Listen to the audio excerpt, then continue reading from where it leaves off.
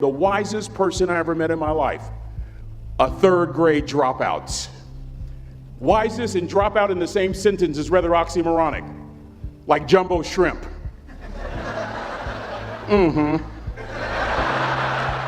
Like fun run, ain't nothing fun about it.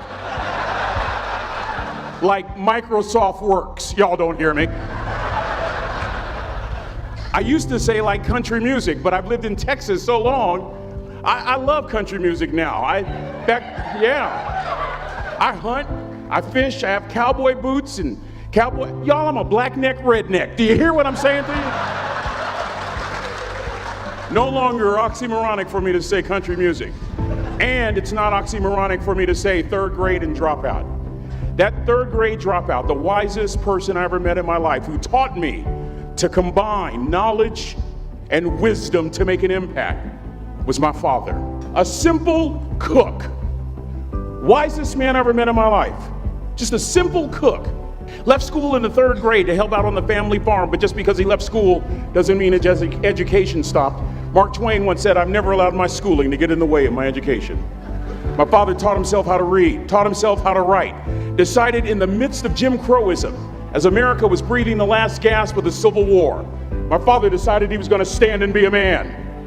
Not a black man, not a brown man, not a white man, but a man. He literally challenged himself to be the best that he could all the days of his life. I have 4 degrees. My brother is a judge. We're not the smartest ones in our family.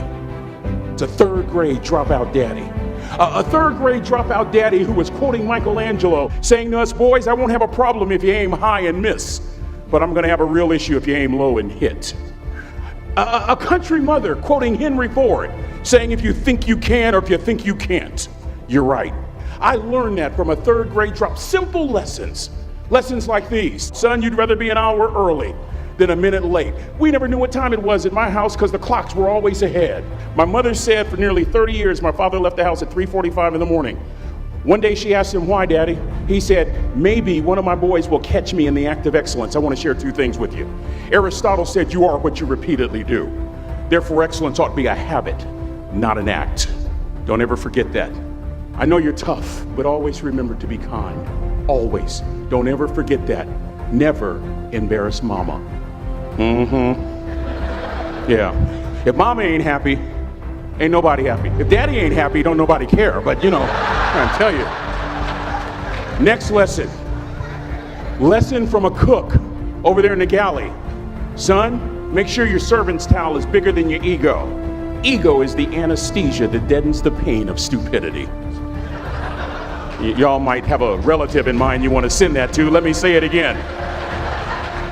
Ego is the anesthesia that deadens the pain of stupidity. Pride is the burden of a foolish person. John Wooden coached basketball at UCLA for a living, but his calling was to impact people. And with all those national championships, guess what he was found doing in the middle of the week? Going into the cupboard, grabbing a broom, and sweeping his own gym floor. You want to make an impact? Find your broom. Every day of your life, you find your broom. You grow your influence that way. That way you're attracting people so that you can impact them. Final lesson. Son, if you're going to do a job, do it right. I've always been told how average I can be. Always been criticized about being average. But I want to tell you something. I stand here before you, before all of these people, not listening to those words, but telling myself every single day to shoot for the stars, to be the best that I can be. Good enough isn't good enough if it can be better, and better isn't good enough if it can be best. Let me close with a very personal story that I think will bring all this into focus. Wisdom will come to you in the unlikeliest of sources, a lot of times through failure. When you hit rock bottom, remember this.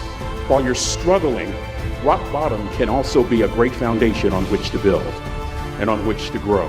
I'm not worried that you'll be successful. I'm worried that you won't fail from time to time.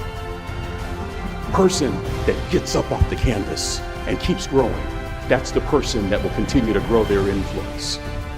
Back in the 70s, to help me make this point, let me introduce you to someone. I met the finest woman I'd ever met in my life. Back in my day, we'd have called her a brick house. This woman was the finest woman I'd ever seen in my life. There's just one little problem.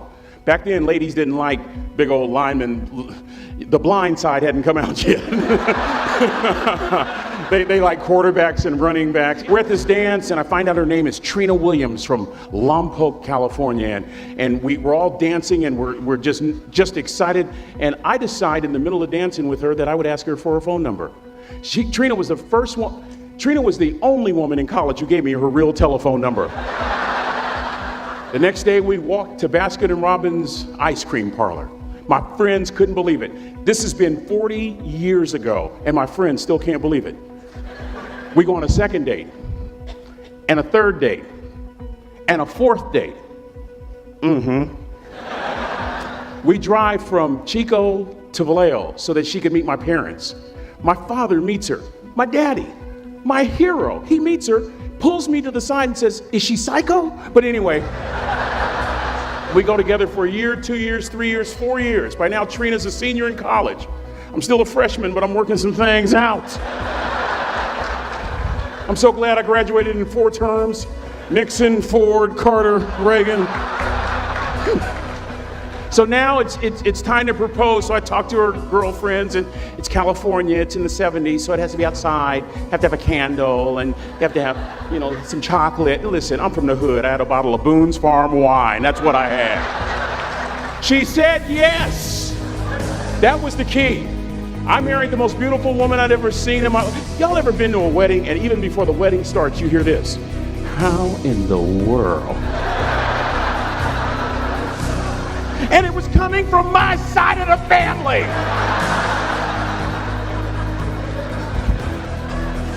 We get married, we have a few children, our lives are great.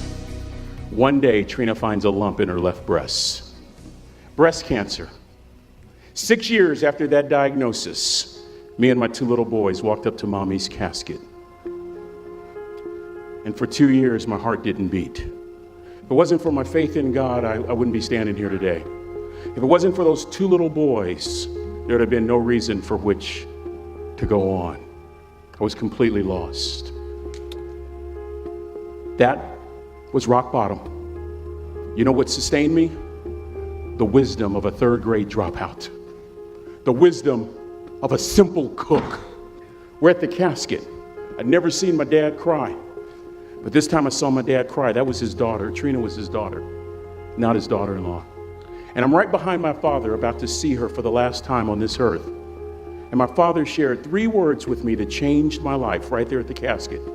It would be the last lesson he would ever teach me.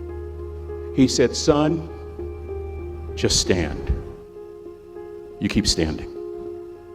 You keep standing, no matter how rough the sea, you keep standing." And I'm not talking about just water. You keep standing. No matter what, you don't give up. And as clearly as I'm talking to you today, these were some of her last words to me. She looked me in the eye and she said, "It doesn't matter to me any longer how long I live. What matters to me most is how I live." I ask y'all one question, a question that I was asked all my life by a 3rd grade dropout. How you living? How you living? Every day, ask yourself that question, how you living? Here's what a cook would suggest you to live this way. That you would not judge, that you would show up early, that you'd be kind, that you'd make sure that that servant's towel is huge and used, that if you're gonna do something, you do it the right way. That cook would tell you this, that it's never wrong to do the right thing, that how you do anything is how you do everything. And in that way, you will grow your influence to make an impact. In that way, you will honor all those who have gone before you, who have invested in you. Look in those unlikeliest places for wisdom. Enhance your life every day by seeking that wisdom and asking yourself every night, how am I living? May God richly bless y'all. Thank you for having me.